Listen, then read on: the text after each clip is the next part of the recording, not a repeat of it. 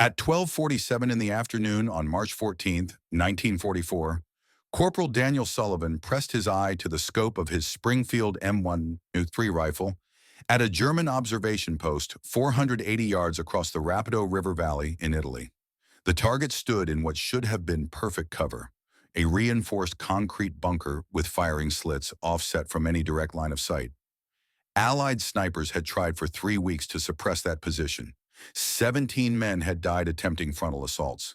The German observer remained untouchable, directing artillery that killed 8 Americans every single day. In the next 4 minutes, Danny would fire a single shot through a structural gap no wider than a playing card, eliminating a target that Army doctrine said was impossible to hit. Within 6 weeks, his technique would spread to every Allied sniper division in Italy, credited with neutralizing 127 fortified positions, saving an estimated 381 American lives.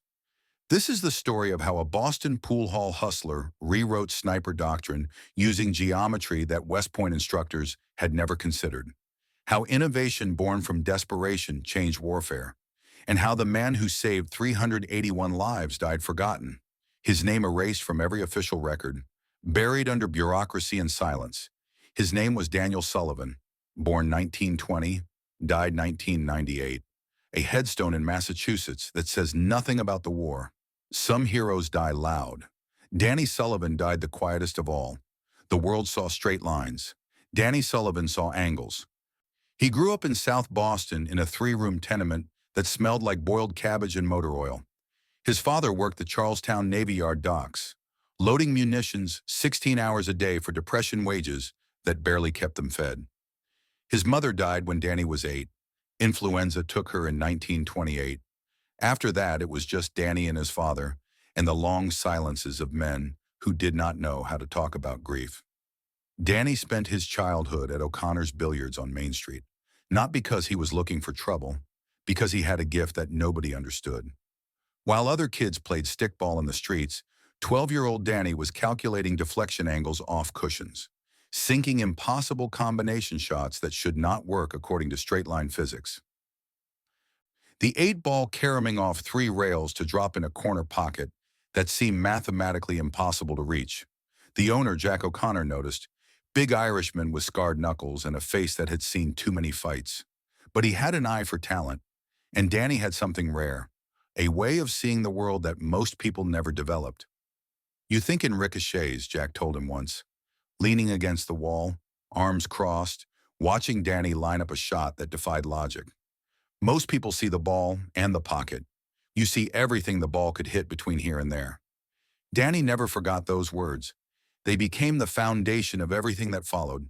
The angles, the trajectories, the understanding that straight lines were just one option in a world built on curves and deflections. He never finished high school.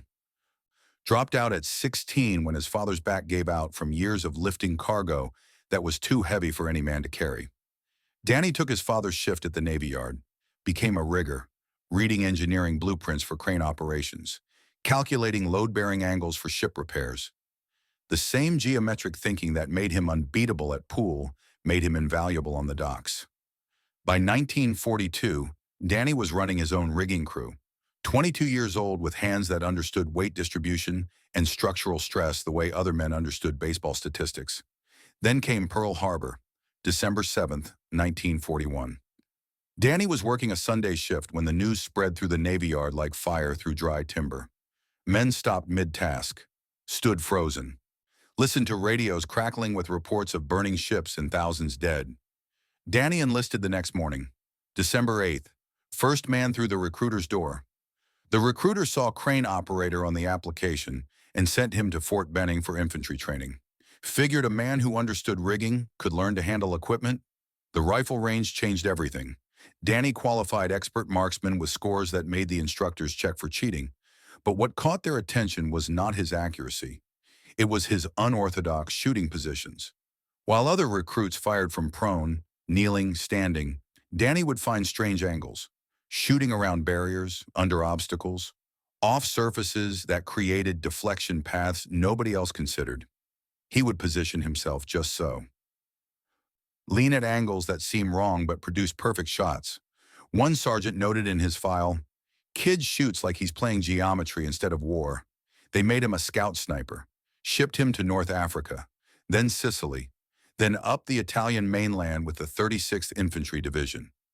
By March 1944, Danny had 19 confirmed kills. Standard work, nothing remarkable. He followed doctrine: find elevated position, establish range, compensate for wind, squeeze trigger. The Germans died. The war continued. Then came the Rapido River Valley. The Gustav Line fortifications represented 18 months of German engineering genius.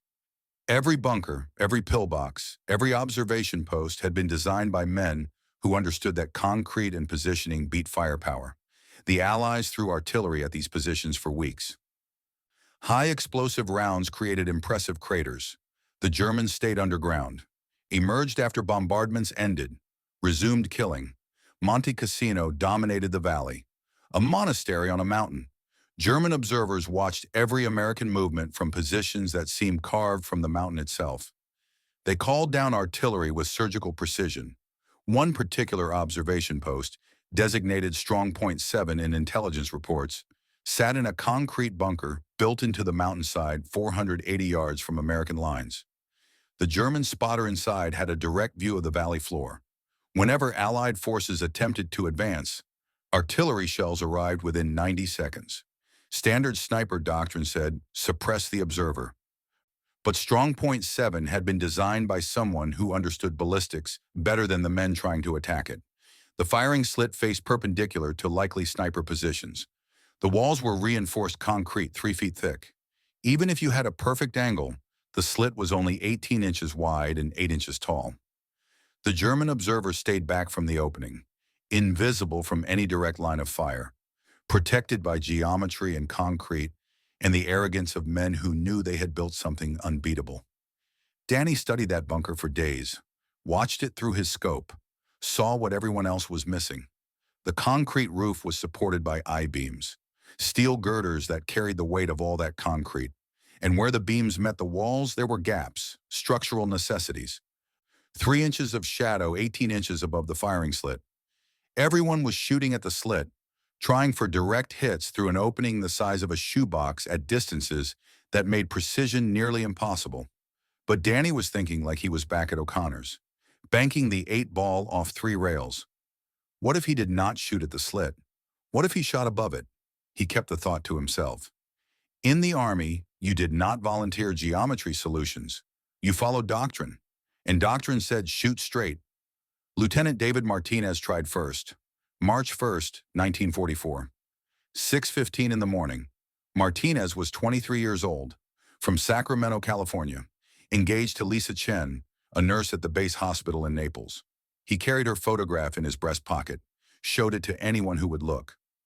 Talked about San Francisco honeymoon plans, about the ring he was saving up to buy.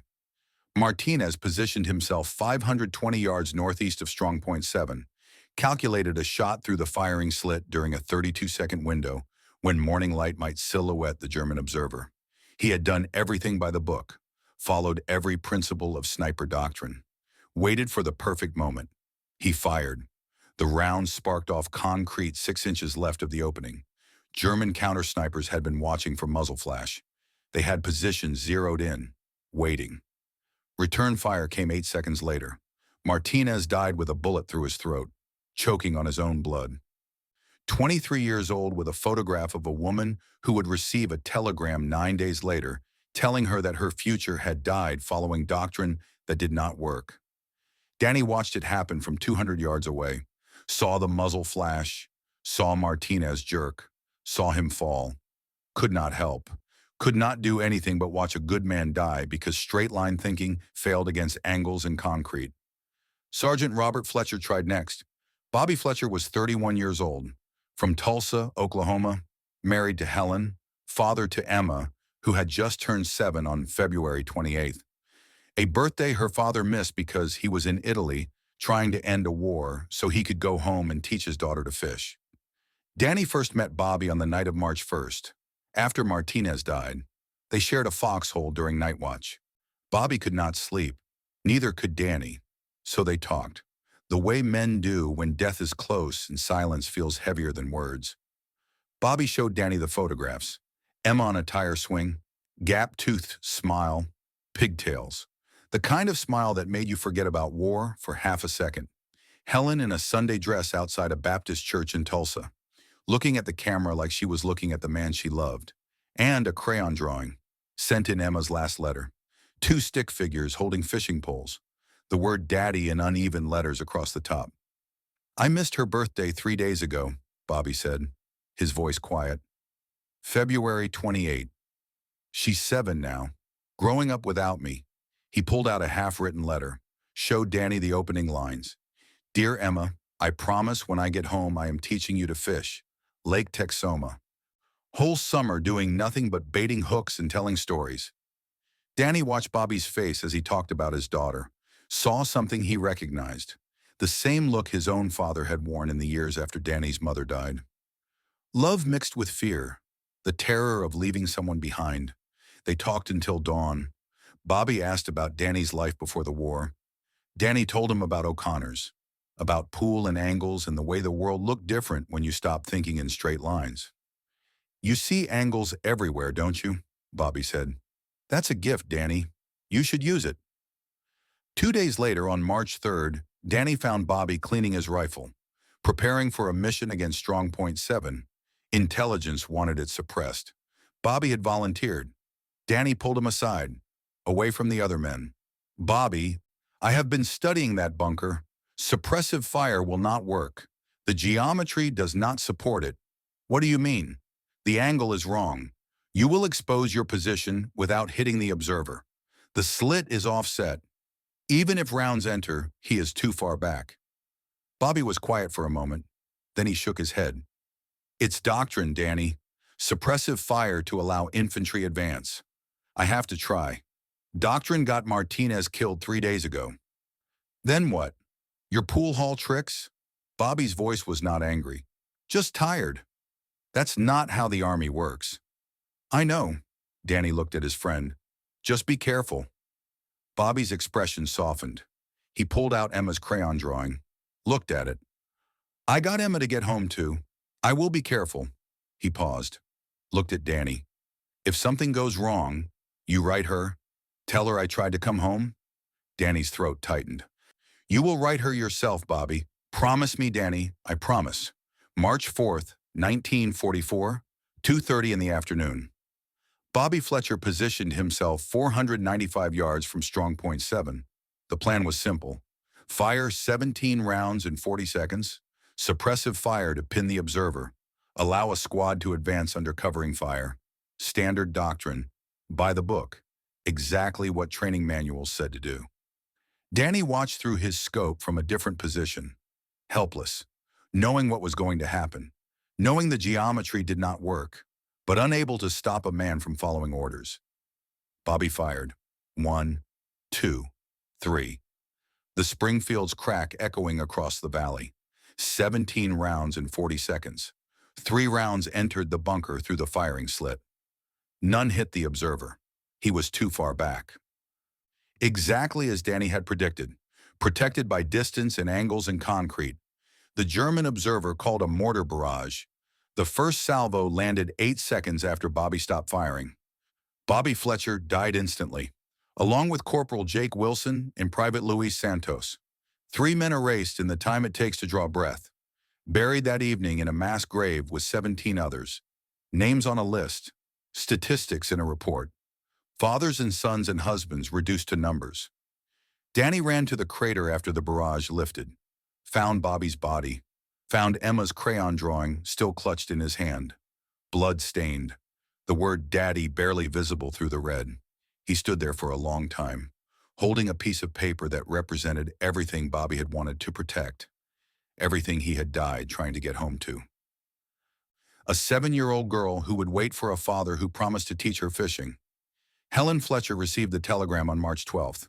Emma would keep her father's last letter for 60 years, the one that ended mid-promise. I am teaching you to fish. Private First Class Tommy Reyes tried last. March 8th, morning. Tommy was 20 years old. From Brooklyn, New York. Boxed Golden Gloves before the war.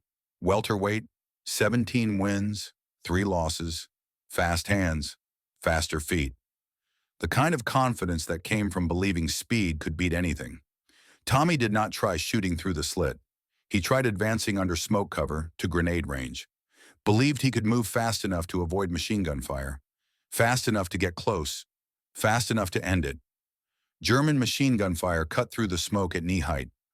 Pre-sighted positions, waiting. Tommy took 3 rounds through the legs. Femoral artery severed.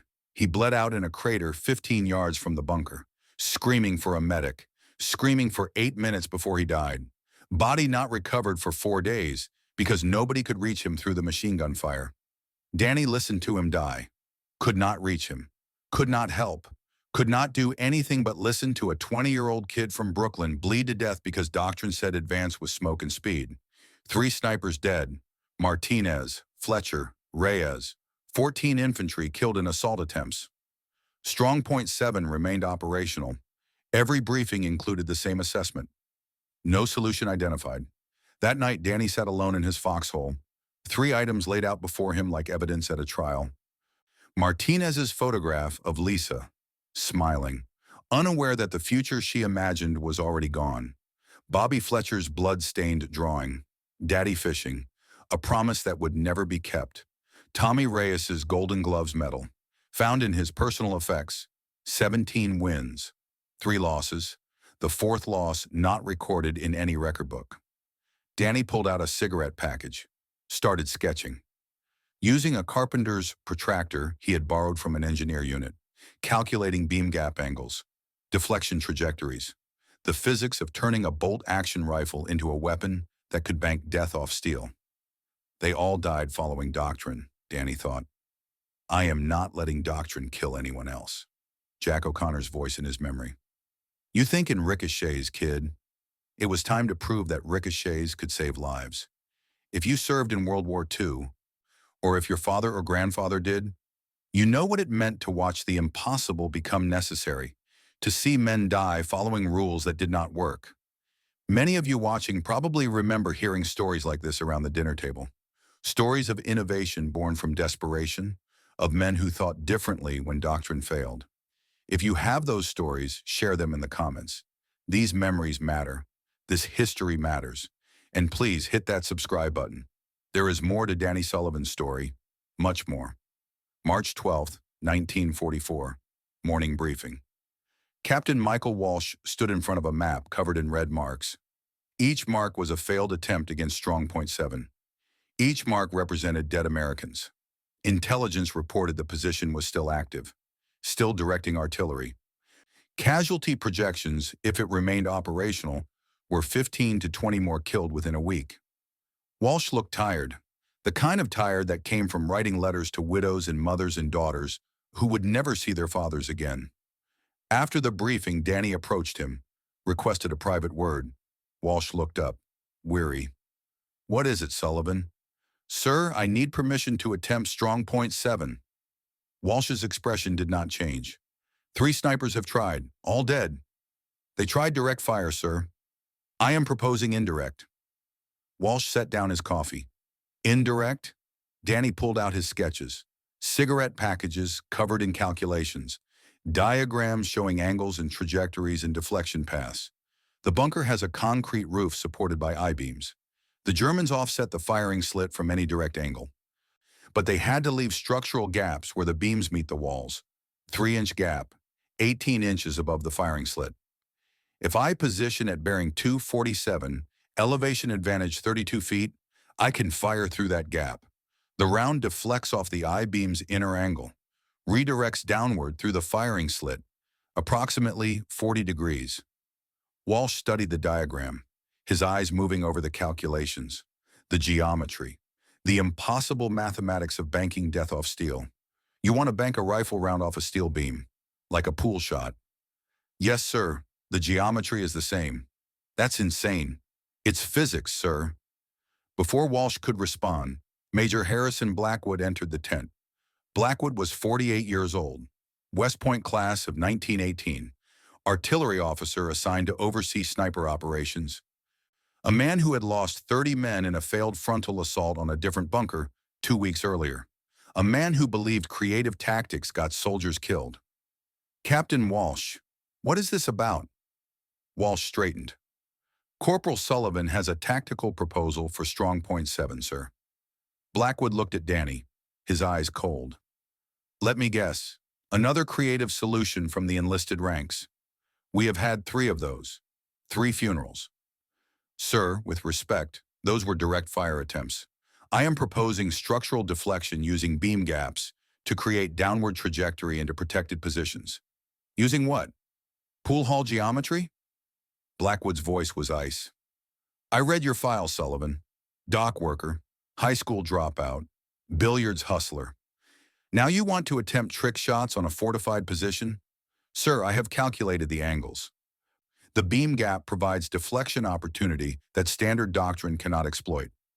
Corporal, I have seen enough calculated risk get good men killed. Sergeant Fletcher died 4 days ago attempting suppressive fire. You know what killed him? Trying to be clever instead of following doctrine. Danny's voice stayed controlled. Sir, I told Sergeant Fletcher that suppressive fire would not work. The geometry did not support it. He tried anyway because it was doctrine. And you think you know better than doctrine? Better than the officers who wrote it? Better than men with West Point educations? Sir, I know angles. I have been calculating trajectories since I was 12. This is not a trick shot. It is applied geometry. Blackwood turned to Walsh. Captain, I am denying this request. We do not have time for circus acts. Artillery will suppress Strong Point 7 when I authorize the barrage. Walsh spoke carefully. Sir, artillery has not worked for 3 weeks. This corporal has a legitimate tactical approach. Legitimate? He wants to fire at a target he cannot see using a technique not in any manual based on blueprints sketched on cigarette packages. That is not legitimate. That is reckless. Sir, Sergeant Fletcher was one of my best men. If there is any chance this could work. 1 shot, Captain. Blackwood's voice cut like a blade. Your corporal gets 1 shot. When he fails, we do this properly with coordinated artillery and infantry. And when he fails, I am documenting his reckless discharge of a weapon. Clear? Yes, sir. Blackwood looked at Danny. You have until 1300 hours today, Corporal. 1 shot, 1 chance to waste everyone's time. When you miss, you are back on standard patrol. And if you get yourself killed attempting pool hall nonsense, I will write a letter to your father explaining his son died playing games. Dismissed. After Blackwood left, Walsh spoke quietly. He lost his brother 2 weeks ago. Frontal assault. Makes him cautious. I understand, sir. Do you really think this can work? 90% certain, sir. Maybe 95. Walsh paused, pulled out a file, opened it to show a photograph. Bobby Fletcher showed me a picture of his daughter the day before he died. Emma, 7 years old. He promised to teach her fishing. I know, sir. I was there. Then make this shot, Sullivan, because I am tired of writing letters to little girls explaining why their fathers are not coming home. Yes, sir. Danny walked back to his position. Less than 4 hours until the 1300 deadline. He pulled out Bobby's blood-stained drawing from his breast pocket, looked at the stick figures holding fishing poles, studied the bunker through his scope one more time. The firing slit, the beam gap above it, 3 inches of shadow that represented the difference between life and death. Started final calculations. Danny Sullivan had 4 hours to attempt something that violated every principle the Army taught. 4 hours to prove that the difference between survival and death was 3 inches of shadow and the courage to ignore doctrine. 4 hours to honor a promise to a 7-year-old girl who would never learn to fish with her father. The world saw straight lines. Danny Sullivan saw angles. And in 4 hours, he would prove that angles could save lives. March 12th. Afternoon. Danny scouted positions with the right bearing from Strong Point 7. He needed elevation advantage and a clear line to the beam gap. Needed angles that most men would never consider. He found a shattered farmhouse 480 yards from the bunker. Second floor window providing 34 feet of elevation. Close enough to his calculations. The position was partially exposed, compromised, but it was the only angle that worked. Sometimes you had to accept imperfect positions to achieve perfect geometry. Danny spent the rest of that day calculating variables, the mathematics of turning theory into death, The beam gap was 3 inches wide at 480 yards. Angular size smaller than a quarter held at arm's length. Margin of error was essentially zero. Miss by 2 inches in either direction, and the round would hit concrete. No deflection, no kill, just wasted ammunition and a court-martial for reckless discharge. Through his scope, Danny could see the I-beam was not perfectly horizontal, installed with a slight upward angle on the left side, approximately 2 degrees. Not much, but enough to affect deflection trajectory. He would have to adjust his aim 6 inches to the right, compensate for where the beam's angle would redirect the round. The round had to strike the I-beam's inner surface at the precise point where beam met wall. Impact angle would determine deflection angle. Danny's calculations showed 43 degrees downward if he hit correctly. The German observer would be standing approximately 6 feet back from the firing slit. Standard doctrine for protected observation. A round entering at 43 degrees downward should strike center mass, if everything worked perfectly. Wind in the valley shifted every 8 minutes. Danny had observed the pattern. Temperature differential between day and night was 30 degrees, affecting air density, affecting trajectory. The M1903 Springfield was accurate to 800 yards under ideal conditions. But this was not ideal. This was threading a needle from 5 football fields away, then banking that needle off steel at precisely the right angle to kill a man he could not see. The night of March 13th, Danny could not sleep. He sketched calculations over and over, considered every variable that could go wrong. What if the beam was not steel? What if it was reinforced concrete disguised as steel? No, the shadows through the scope showed I-beam profile. Definitely steel. What if the German had moved position deeper into the bunker? Possible, but doctrine said 6 feet back for optimal observation. Danny had to trust doctrine for once. Trust that German engineers followed the same principles as American engineers. He thought about Bobby's promise to Emma, about Martinez's engagement ring, about Tommy bleeding out for 8 minutes, about the mathematics of lives. If this worked, one German died. If it did not, more Americans would die trying failed approaches. The math was clean. The morality was not. But war had no room for moral mathematics, only the kind written in trigonometry and blood. March 14th, 11:15 in the morning. Danny moved into the shattered farmhouse, cleared debris from the second-floor window, created a small opening in the rubble, positioned himself prone on cold stone floor. The smell hit first, aviation fuel from a burned-out truck nearby, mixed with the sweet, rotten odor of week-old corpses in no man's land, the dead who could not be recovered, left to decay under the Italian sun. The stone floor was cold against his chest despite the afternoon warmth. His hands smelled like gun oil and the powdered eggs he had eaten for breakfast. Distant artillery rumbled. Constant background noise. The sound of war that never stopped. He settled the rifle stock against his shoulder. Through the scope, the bunker filled his vision. The firing slit was visible, a dark rectangle against gray concrete. Above it, barely perceptible, the beam gap. 3 inches of shadow where structural steel met wall. Danny's thumb hurt. He had cut it that morning on a C-ration can. The wound kept catching on the rifle stock. Small pain, constant distraction. He wrapped it tighter with a strip of cloth. Sweat ran down his forehead despite the cold. He wiped his face, settled again. The scope's eye relief was slightly off, creating a shadow ring that made precision aiming harder. He adjusted, found the sweet spot, locked his position. Through the scope, he could see German soldiers across the valley. Not the observer, but others. Moving between positions, eating lunch somewhere, writing letters home, cleaning weapons, living lives that would continue or end based on whether Danny's mathematics were correct. One of them stood in that bunker, watching the valley floor, waiting to call death on the next American advance. That man was someone's son, maybe someone's father, the same as Bobby, the same as Martinez, the same as Tommy. Danny thought about the moral calculus. War reduced men to equations. This German dies or more Americans die. Simple mathematics, cold and clean. But the equation never balanced, never felt right. You could justify it, you could explain it. but you could not make it feel anything other than what it was. Murder dressed in the language of necessity. He chambered around. The bolt's metallic click impossibly loud, a sound that seemed to echo across the valley, announcing his presence, telling the world that someone was about to attempt something that should not be possible.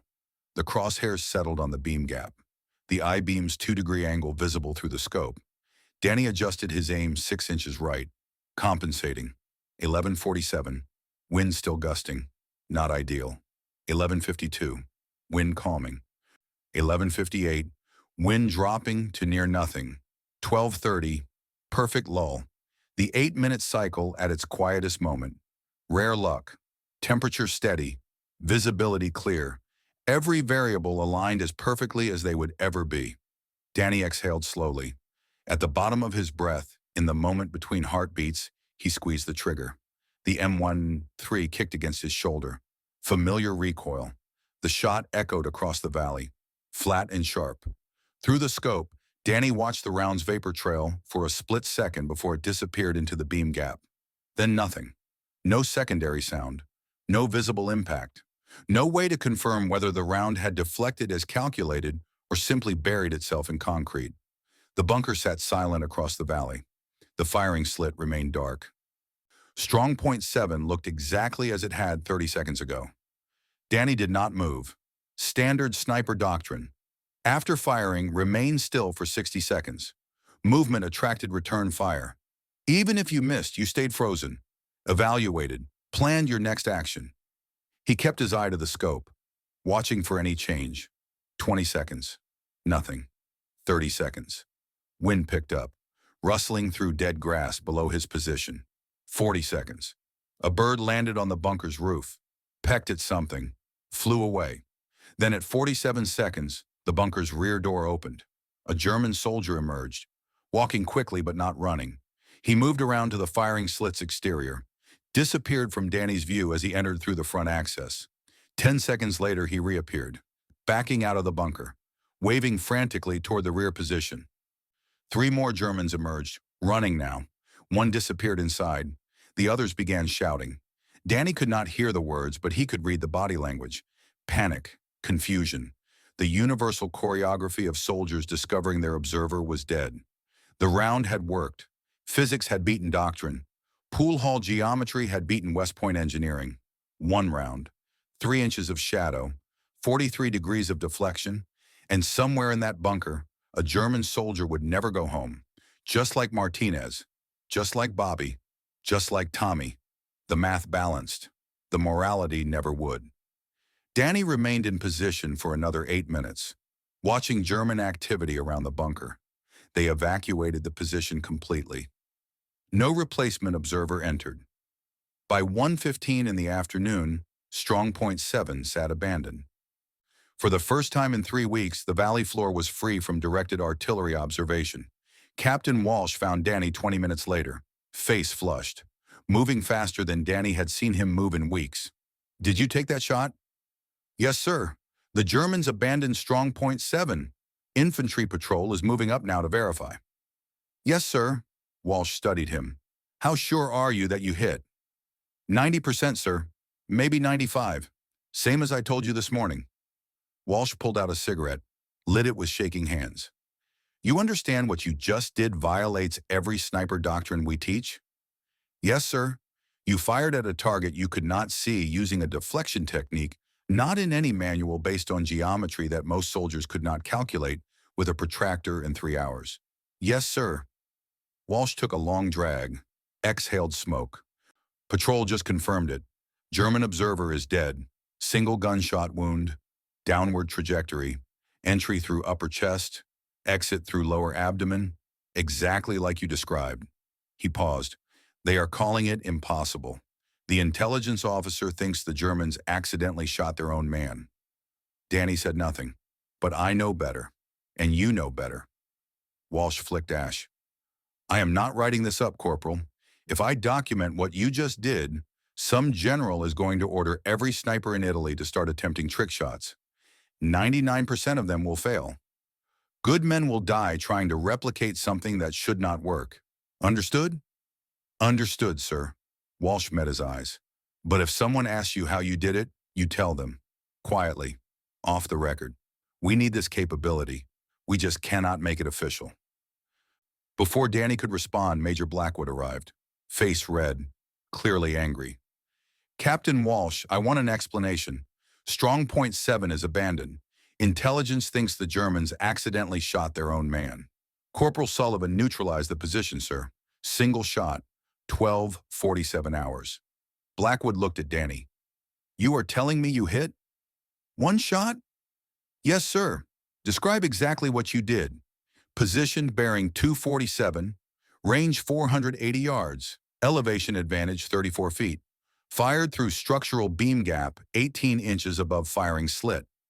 Round deflected off I-beam's inner surface. Redirected downward approximately 43 degrees into bunker. You are claiming you banked a rifle round off steel, like a billiards trick shot. Apply geometry, sir. Same principles as banking a ball off a rail. I know what it is, Corporal. What I do not know is whether you got impossibly lucky or whether you actually calculated that shot. I calculated it, sir. Spent 2 days on the mathematics. Blackwood turned to Walsh. This cannot be documented. Sir, the corporal just eliminated a position that has killed 23 Americans in 3 weeks. That is tactically significant. I understand that, Captain. What I am telling you is if we document this technique, every sniper in Italy will attempt it. 99% will fail. Good men will die trying to replicate something that should not work. But it did work, sir. Once, under ideal conditions. With a corporal who apparently has unique talent for seeing angles nobody else sees. You want to give this to average soldiers? Tell them to attempt trick shots on fortified positions? Sir, if this technique can save lives, it can also get men killed. I am ordering no documentation. No after-action report mentions deflection shooting. Intelligence attributes Strong Point 7 to internal German accident. Understood? Walsh paused. Understood, sir. Blackwood looked at Danny. Corporal, you will not discuss this technique with anyone. You will not teach it. You will not mention it. This was a one-time occurrence that will not be repeated. Clear? Sir, with respect, Sergeant Fletcher died 4 days ago because doctrine failed. If this technique can prevent... Sergeant Fletcher died following orders, Corporal, which is what you will do now. Dismissed. After Blackwood left, Walsh spoke quietly. He is wrong, you know. Sir, if someone asks you how you did it, you tell them. Quietly. That is an order I am not officially giving. Understand? Yes, sir. Understood. Walsh pulled out Bobby Fletcher's personnel file, showed the photograph of Emma, 7 years old, gap-toothed smile, Bobby's daughter. I wrote her a letter yesterday, told her daddy died serving his country, did not tell her he died following doctrine that did not work. Walsh looked at Danny. You want to honor Bobby's memory? Teach this to anyone who asks. Quietly. Make sure no more daughters lose their fathers to failed doctrine. Yes, sir. For what it's worth, Sullivan, you just saved lives. Probably dozens. Maybe hundreds. Nobody's going to pin a medal on you, but you did right. Thank you, sir. Many of you watching know what it means to see the impossible happen. To watch innovation born from necessity. If your father or grandfather served as a sniper in World War II, or if you remember hearing stories about unconventional tactics that saved lives, share those memories in the comments. These stories connect us across generations. They remind us that sometimes the greatest courage is not following orders. It is knowing when to break them. Please subscribe. There is more to this story. Much more. That evening, a corporal from Baker Company found Danny in the chow line. Corporal Mike Torres, 26, from El Paso, eyes that had seen too much death. Heard you took out Strong Point 7. Word travels fast. Danny hesitated. Blackwood's order versus Walsh's unofficial permission. He remembered Walsh. If someone asks, you tell them? You know bunkers have I-beams supporting the roofs? Yeah. There are gaps where the beams meet the walls, usually 2 to 4 inches. You hit that gap at the right angle. Round deflects off the beam's inner surface, redirects downward into the bunker. Torres stared at him. You are telling me you banked a rifle shot off steel. Geometry. Same principle as banking a pool shot off a rail. That is insane. That is physics. Torres was quiet for a moment. Could you teach someone? If they understand angles? You have a protractor? I can get one. Meet me after chow. Bring your rifle and something to write on. By morning, 4 snipers knew Danny's beam gap technique. By afternoon, 7. Nobody called it indirect fire or deflection shooting. Official terms attracted officer attention. Instead, they called it the gap shot, Sullivan's angle, the trick. Words that could be whispered, shared, taught without documentation. March the 16th. Sergeant Thomas Riley from Baker Company attempted strong point 12. German observation bunker. Identical construction to strong point 7. Riley had spent 2 hours with Danny the night before, learning to identify structural gaps, calculate deflection angles, adjust for beam positioning. Riley took a shot at 2:47 in the afternoon, range 510 yards. The round entered the beam gap, deflected off the I-beam, struck the German observer in the head. Instant kill. Strong point 12 went silent. Baker Company advanced 400 yards that afternoon without taking artillery fire. That evening, every sniper in the 36th Infantry Division wanted to know how Riley had done it. The technique spread without documentation. No official reports, no training memoranda, no engineering analysis, just whispered conversations in foxholes, crude diagrams sketched in dirt. Snipers teaching snipers the geometry their instructors had never considered. By March 20th, 15 snipers were attempting beam gap shots. 8 had succeeded. 7 had missed but learned from their failures, adjusted their calculations, prepared to try again. A pattern was emerging. Fortified observation posts going silent across the Rapido Valley. Hauptmann Klaus Richter noticed first. Richter was 29 years old, from Dresden, decorated German sniper with 47 confirmed kills. Married to Erika, father to Stefan, age 4. A man who believed German engineering superiority guaranteed victory, who trusted concrete and steel more than he trusted luck. On March 22, 1944, Richter attended an intelligence briefing at German 1st Fallschirmjäger Division headquarters. The report was brief but troubling. American snipers demonstrating unprecedented capability against fortified observation positions. 3 bunkers neutralized in 5 days through method not yet determined. Casualties: 3 observers, 2 forward artillery coordinators. Recommendation: immediate tactical review. Richter requested permission to investigate. Inspected abandoned strong point 7. Found a bullet impact in the I-beam near the wall junction. Calculated the trajectory. Entry through structural gap. Deflection downward approximately 40 to 45 degrees. He stood there in the abandoned bunker, looking at the impact point, understanding what the Americans had done. Mein Gott, they are not shooting at the slit. They are shooting above it, using the beams. He inspected strong point 12, found the same pattern, same deflection angle, same impossible geometry, reported to his commanding officer, a colonel who did not want to believe that Americans possessed that level of tactical sophistication. Americans do not have that capability. Must be coincidence. 3 bunkers, Richter said. Same method, same deflection angle. That is not coincidence. Can we defend against it? Richter shook his head. Beam gaps are structural necessities.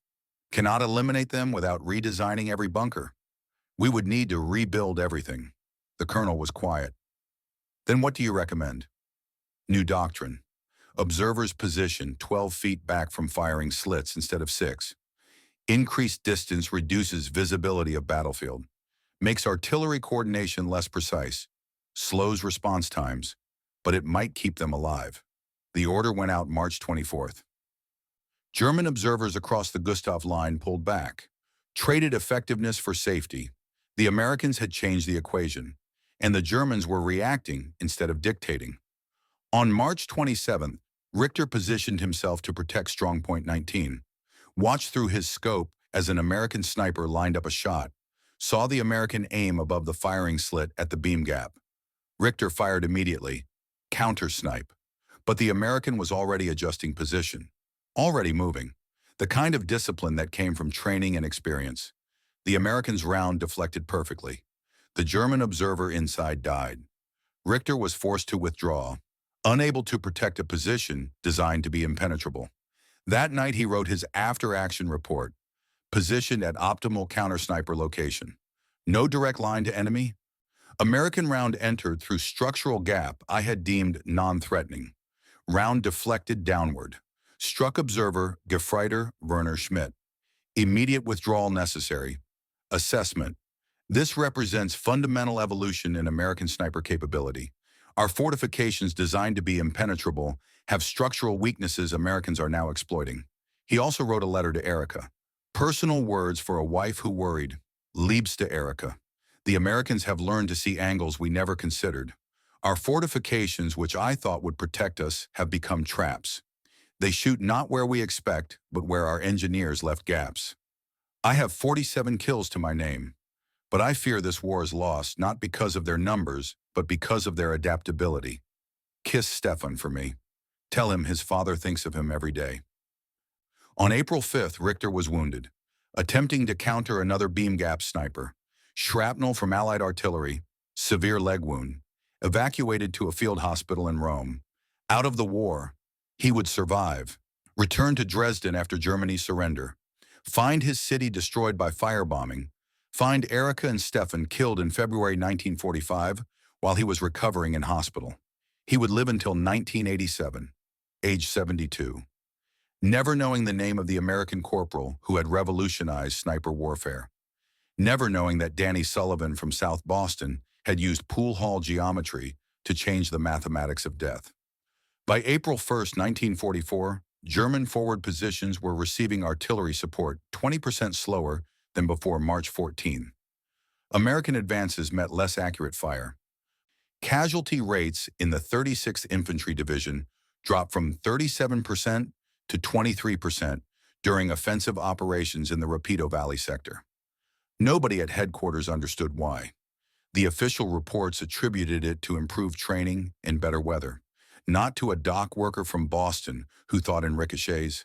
The technique that Major Blackwood tried to suppress had spread like fire through dry grass. And every successful shot was another life saved.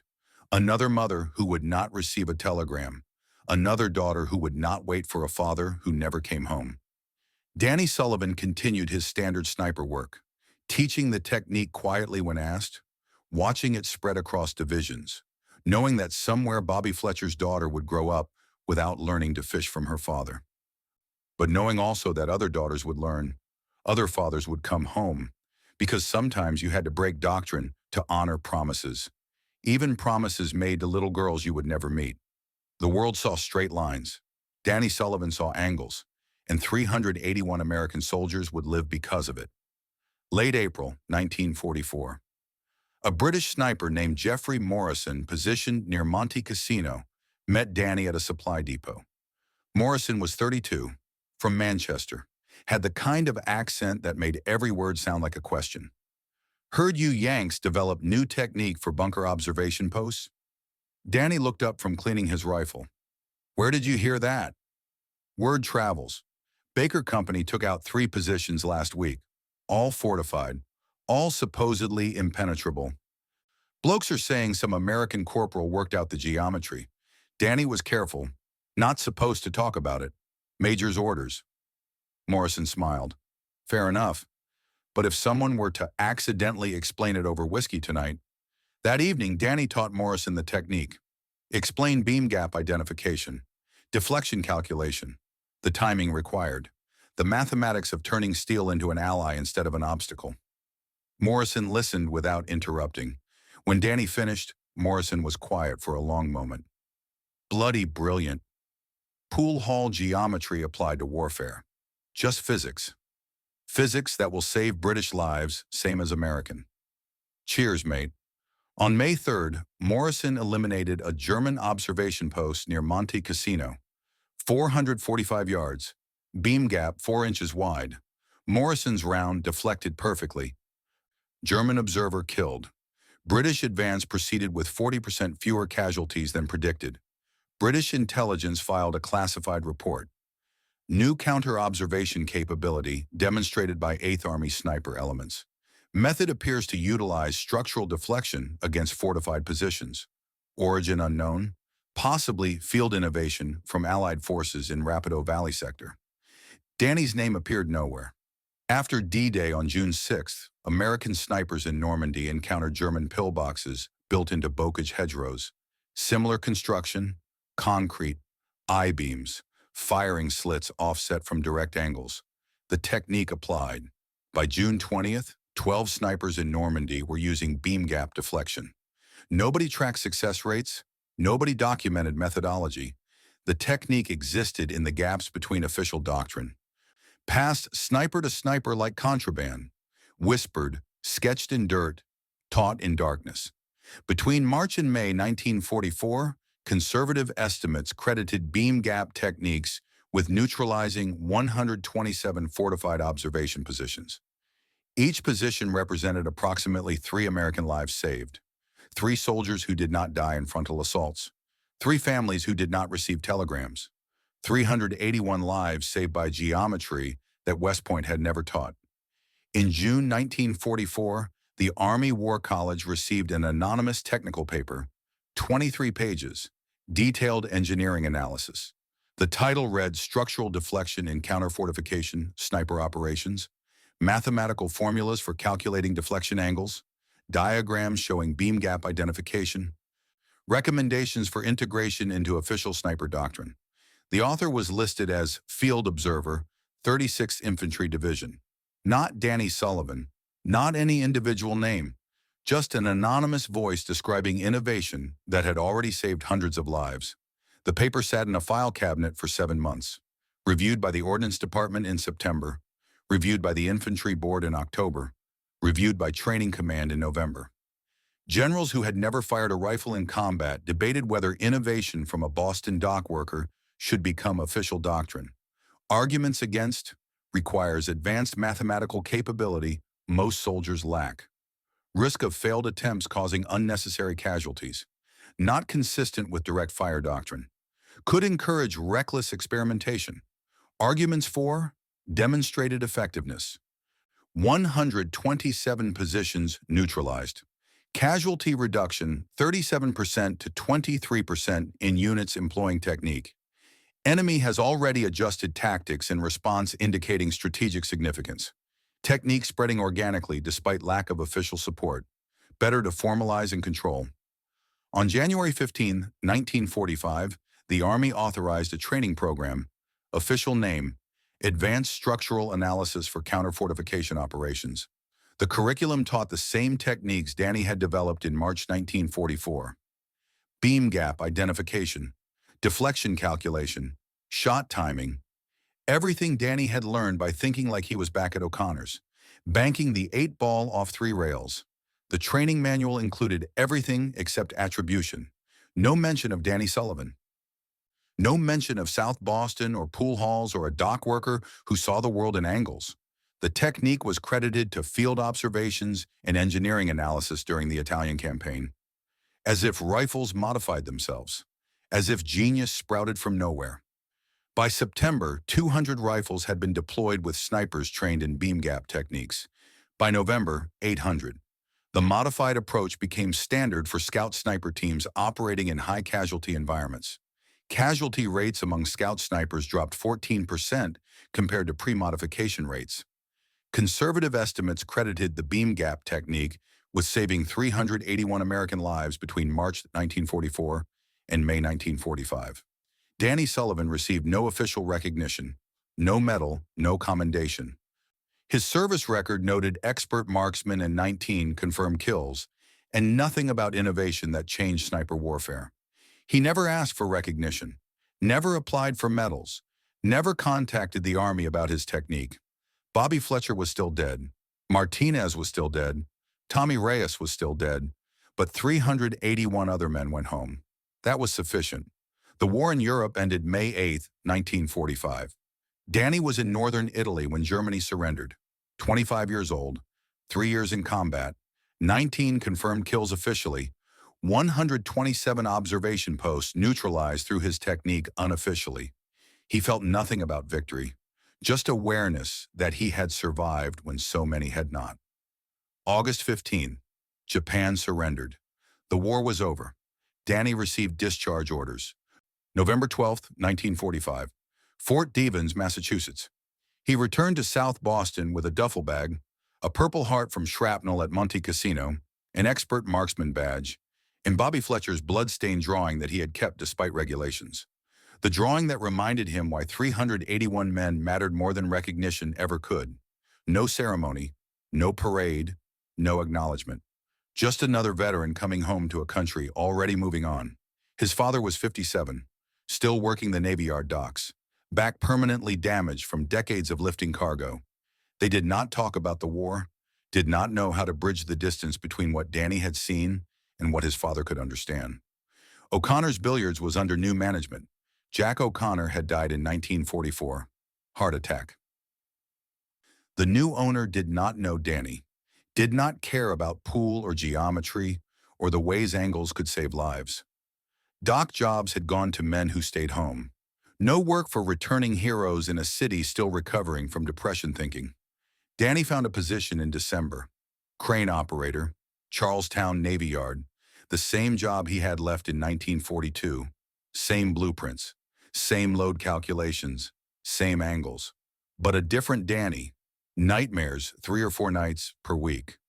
Waking up calculating deflection angles, seeing Bobby's face, hearing Tommy screaming for a medic, watching Martinez die with a photograph in his pocket. In 1947, Danny met Catherine O'Brien, 24 years old. Nurse, had worked at Chelsea Naval Hospital during the war, treated returning wounded, knew what war did to men. The visible wounds and the invisible ones. She did not ask about combat. Danny did not volunteer. They built something new together, something that was not about the war, something that looked forward instead of back. They married June 14th, 1947. Small ceremony. Danny's father and a few friends from the Navy Yard. Catherine's family from Dorchester. Nothing elaborate. Just two people who understood that sometimes the best way to honor the past was to build a future. Children came. Michael in 1948. Sarah in 1951, Patrick in 1954. Danny taught them pool at O'Connor's under the new ownership, showed them angles, trajectories, deflection, the mathematics of making impossible shots possible. Straight lines are just one option, kids. The world is made of ricochets. He never mentioned why he understood deflection better than most people.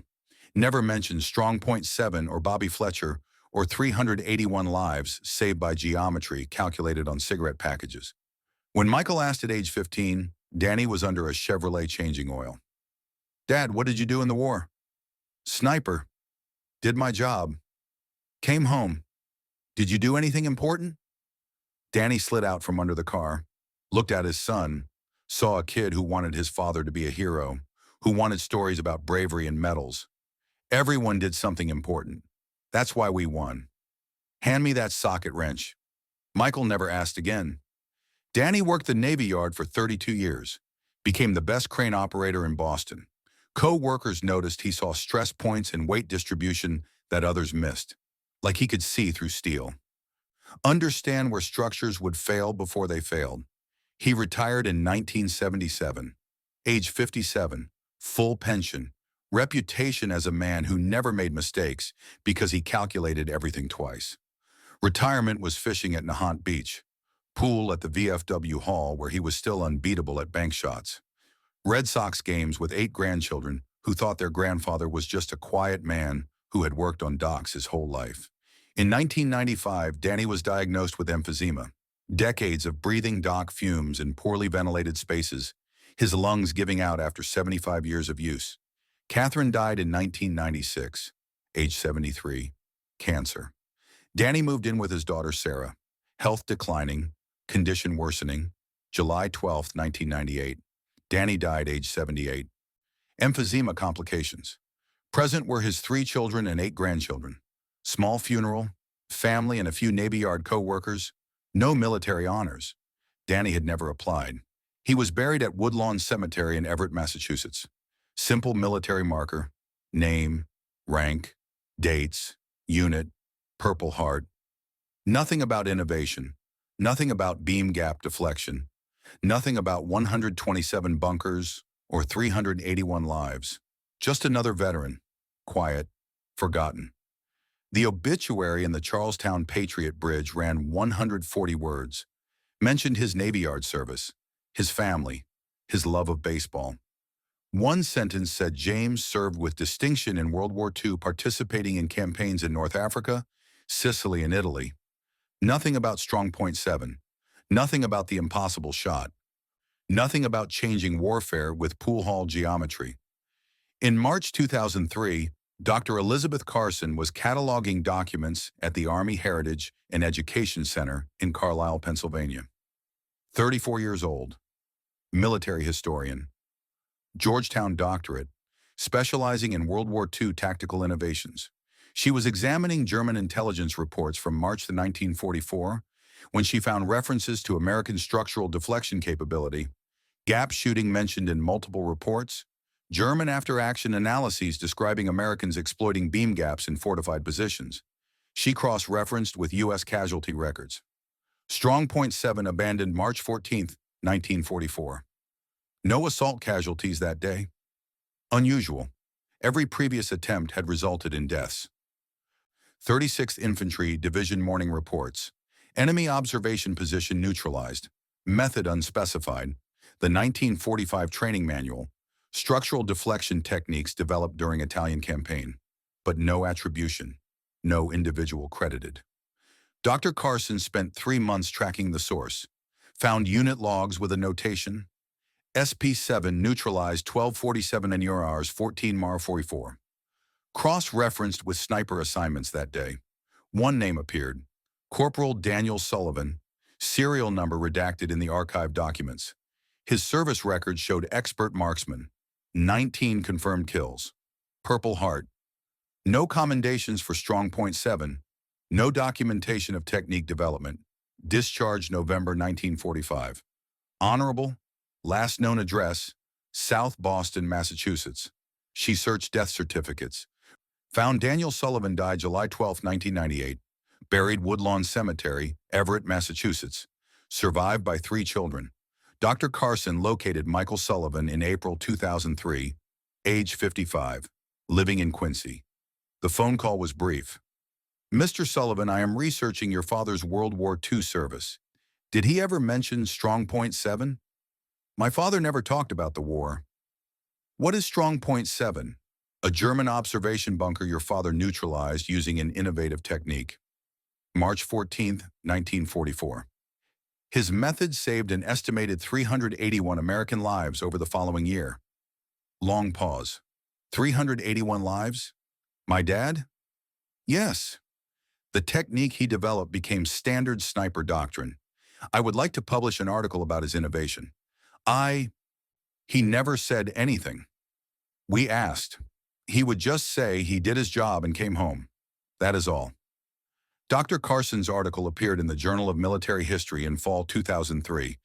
14 pages. Detailed research documenting the March 14th shot. Tracing techniques spread through Allied forces. Crediting Danny Sullivan by name for the first time in any official publication.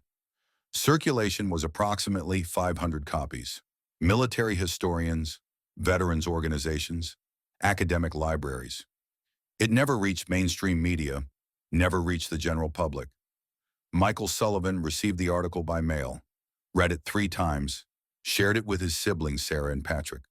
They could not reconcile the father they knew with the tactical genius described in academic prose. The father they knew loved the Red Sox. Played pool on weekends, fixed cars in his garage, never talked about being special, never sought attention. Maybe that is why he never talked about it, Michael said to his sister, because it was special and he did not want it to be. In November 2003, Dr. Carson continued her research. Found casualty records for Sergeant Robert Fletcher, killed in action March 4, 1944. Strong Point 7 related death, cross-referenced with a veteran oral history project from the 1980s. Found Danny's interview. Brief mention, lost good friend Bobby Fletcher. He had a daughter back home. Emma. Never got to teach her fishing like he promised. Dr. Carson tracked Emma Fletcher through public records. Married 1960, became Emma Fletcher Walsh, age 66 in 2003. Retired elementary school teacher living in Dallas, Texas. Widowed 1998. The phone call came in December. Mrs. Fletcher Walsh, I am researching your father's service. Did you know a Corporal Daniel Sullivan?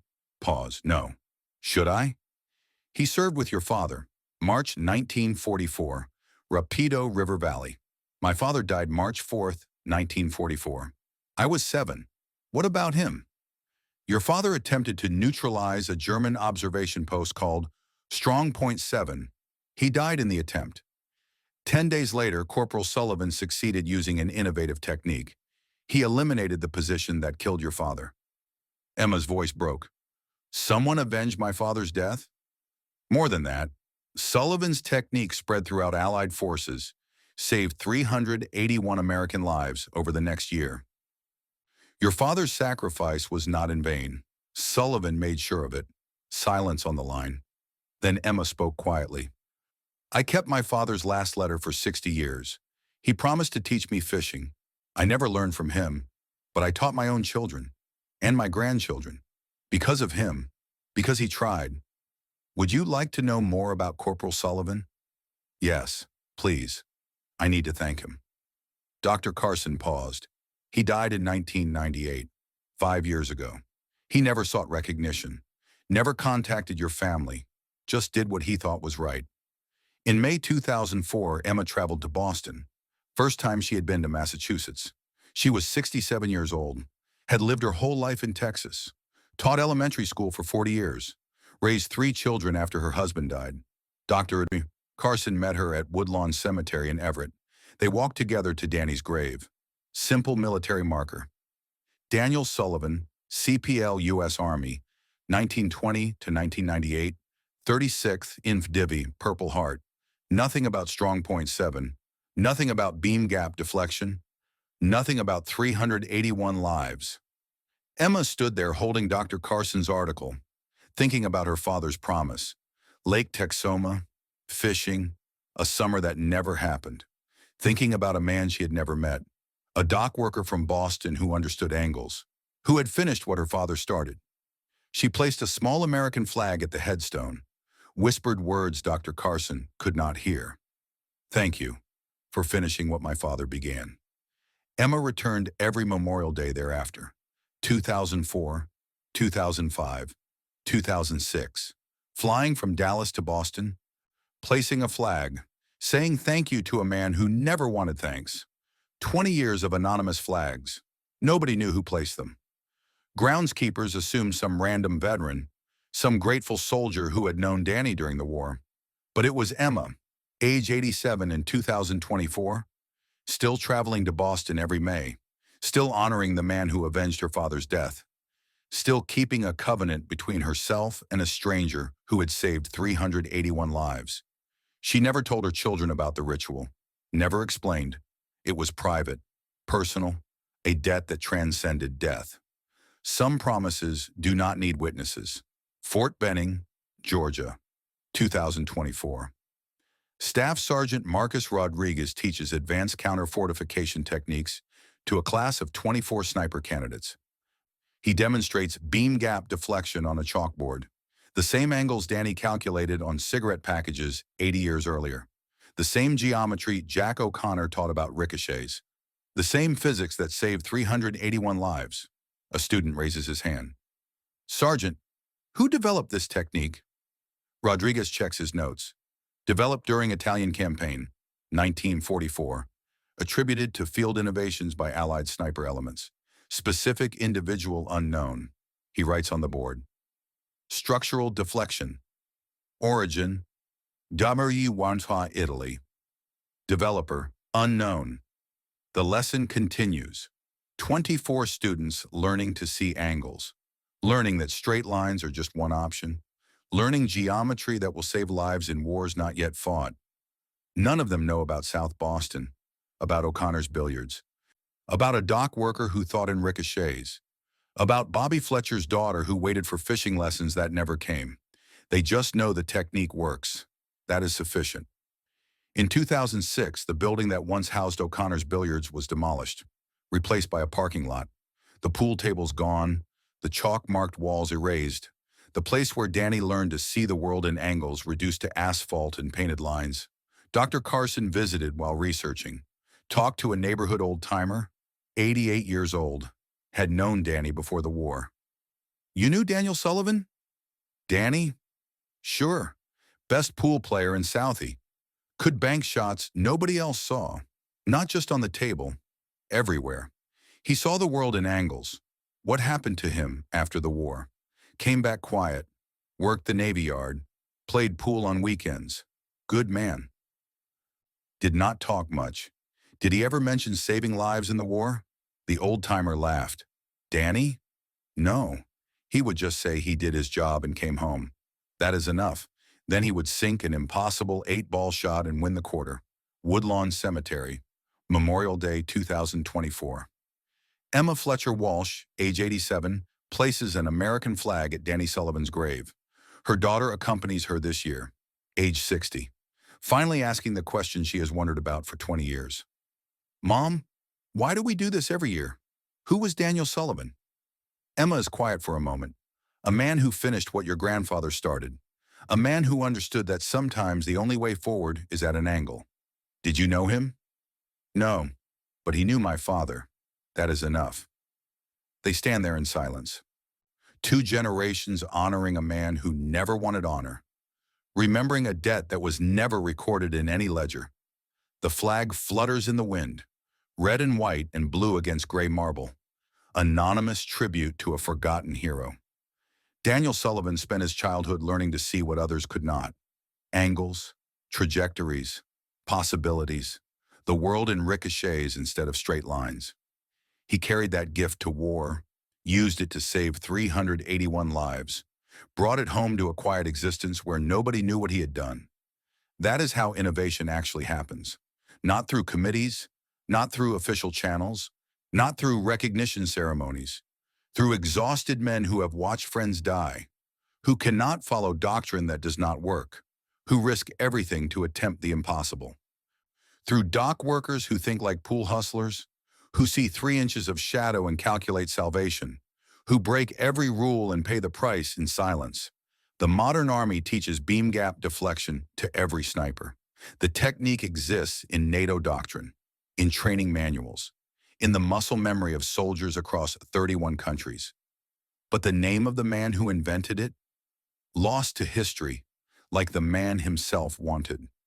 Sergeant Robert Fletcher never taught his daughter Emma to fish, but Emma taught her children and her grandchildren because her father tried and because Daniel Sullivan finished what her father started. 381 men went home. 381 families did not receive telegrams. 381 lives saved by geometry calculated on cigarette packages by a corporal who just wanted Bobby Fletcher's daughter to have a father. That is the only legacy Danny Sullivan ever wanted. Not medals, not recognition, not his name in history books. Just men going home. Just daughters learning to fish. Just the quiet knowledge that 3 inches of shadow and 43 degrees of deflection and the courage to ignore doctrine saved 381 people from becoming names on telegrams. Some heroes die loud. Daniel Sullivan died the quietest of all, and 381 families never knew they should say thank you. The world sees straight lines. Daniel Sullivan saw angles. And somewhere right now, a 90-year-old man in Tulsa is alive because German spotters died before they could call artillery on his position in March 1944. He does not know why he survived, does not know about beam gaps or deflection angles or a Boston dock worker who broke every rule. He just knows he made it home, taught his daughter to fish, lived a good life. That is the only legacy Danny Sullivan ever wanted.